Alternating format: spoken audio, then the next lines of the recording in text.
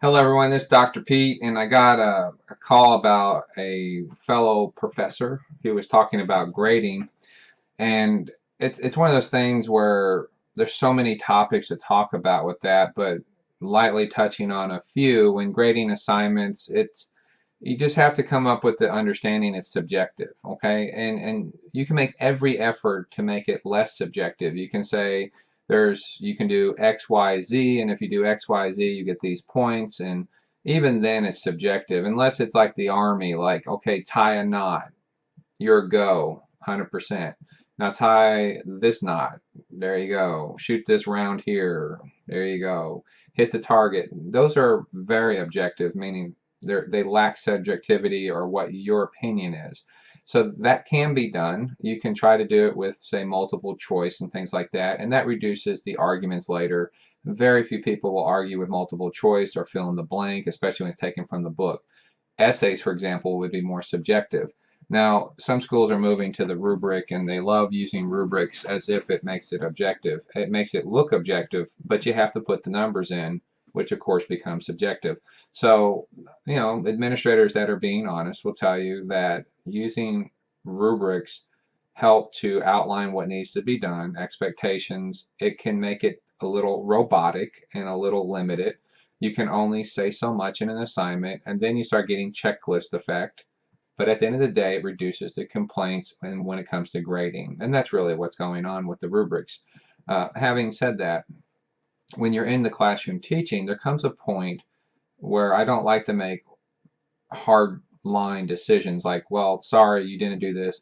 Boom. I'm not going to grade this. I'm not going to do this, or it's late. For example, some students are late because maybe they had a baby. I just had that just a few days ago. A husband was so excited about their new child. I had one where there's a death in the family, the opposite. So you have to put all these things in perspective. What does it take off of you to give them a few extra days and grade it without any penalty? There has to be some flexibility there, in my opinion. Now, if a student is always late and then they throw in a dead grandmother or grandparent, okay, I understand maybe you won't be so flexible or you take points off for being late. That's a different issue, and it's very case by case in your review. Another issue is when this is one of my favorite. You go through the course. It could be 5 weeks, 8 weeks, 12, 16, doesn't matter.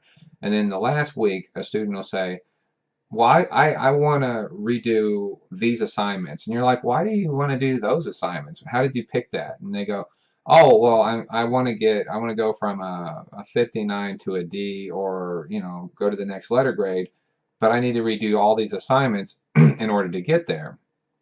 And then my question is, well, why didn't you get with me weeks ago and we could have worked together, or you could have worked with the writing lab or the library, or, fill in the blank, multiple things that I do, resources that I give to students, but then they don't do anything with it. And then I'm supposed to go back and regrade every assignment for them. Some of them are so bold to say, I don't want to do the work over, I just want you to regrade it. And I want you to give me a passing grade or I'll make a complaint. Those are really the bold ones. Those are the one percenters. So you have the ones that truly make errors and they forget to turn something in. Those are legitimate. Sometimes we just make errors. Some professors are harder. I'm more lenient on that, because sometimes you get a late start in the class or you just forget. Life gets complicated. I try to work as much as I can. There's that group. Then there's the group that wants you to review. They want to redo every assignment, and then you go back and grade them all so they can get the better grade. Then there's ones that go and say, no, I want you just to regrade it. And then there's the ones that threaten you, like somehow the dean's going to sit there and make you do something. So um, you have to be ready for those things. You have to be able to have a response, and you have to be sure enough in your job to say, well, if you have to tell the dean, that's fine. For example, I had to bust a couple students with plagiarism, and there were three of them, and one of them was very understanding. They understood what they had done. I told them, hey, you made a mistake, but let's get past it and let's work together and let's move forward. That student actually ended up with an A in the class. Even having a 0 on that assignment, they got an A in the class because they got it. One of them, it took a couple weeks to learn, like understand what was wrong. And with the writing center, they did a good job and they finally came back around. They stopped resisting it. And it took about 2 to 3 weeks, and they wound up with about, I think, a low B. But the point, it was better than what it could have been, which was an F, 0, for all the plagiarism.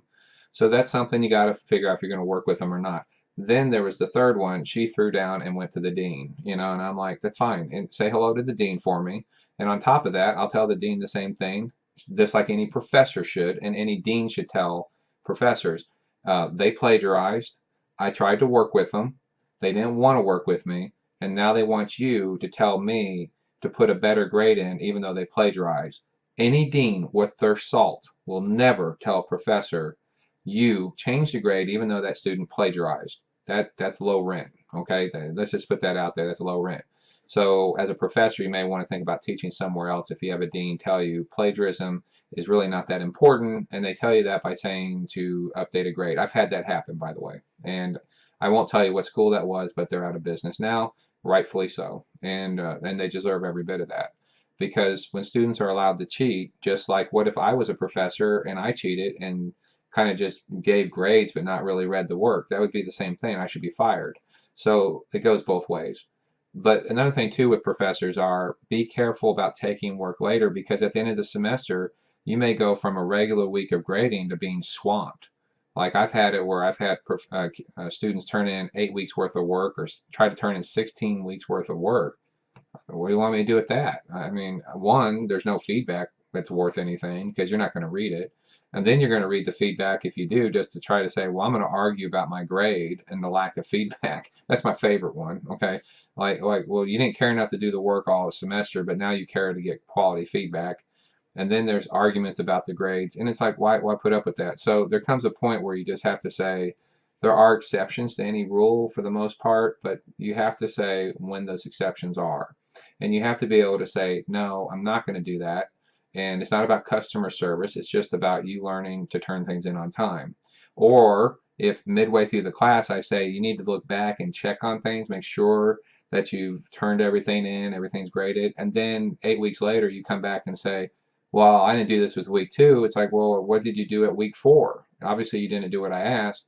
So now you're asking me to correct your emergency with last minute work. A professor has to take time with that and make that decision.